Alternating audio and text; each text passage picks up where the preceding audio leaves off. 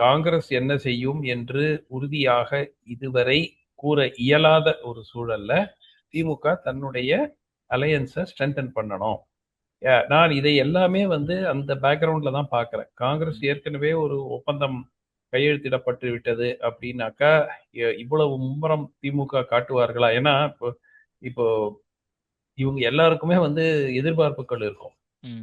இடங்கள் எங்களுக்கு கொடுக்கணும், எல்லாமே. இப்போ தேமுதிகனா எவ்வளவு இடங்கள் கொடுக்கணும், மதிமுக இருக்காங்க. இதுல ஒரு சிக்கல் என்னன்னா, புதுசு புதுசா வரவங்களுக்கு நீங்க எவ்வளவு கொடுக்குறீங்களோ ஏற்கனவே கூட்டணியில் இருக்கிறவங்களுக்கு அதை விட அட்லீஸ்ட் ஈக்குவலோ அதிகமா கொடுக்கும். இப்ப நீங்க உதாரணத்துக்கு புதிதாக ஏதோ ஒரு கட்சி வந்துட்டு அதுக்கு 8 சீட்டு கொடுத்துட்டு விசிகேக்கு 6 சீட்டு கொடுத்தீங்கன்னா அதை ஒத்துப்பாங்களா? முடியாது. சோ இந்த மாதிரி சிக்கல்கள் எல்லாம் வரும். பட் நான் பார்ப்பது திமுக இதெல்லாம் சமாளிச்சிருவாங்க. அது ஒன்றும் பெரிய சிக்கல் கிடையாது. ஆனால் என்னுடைய எதிர்பார்ப்பு, என்னுடைய ரீசனிங் இதுக்கு இந்த காங்கிரஸ் இன்னும் மதில் மேல் பூனை போல் இருப்பதன் காரணம் தான் அதற்கு இவ்வளவு மும்முரம் காட்டுகிறார்கள்.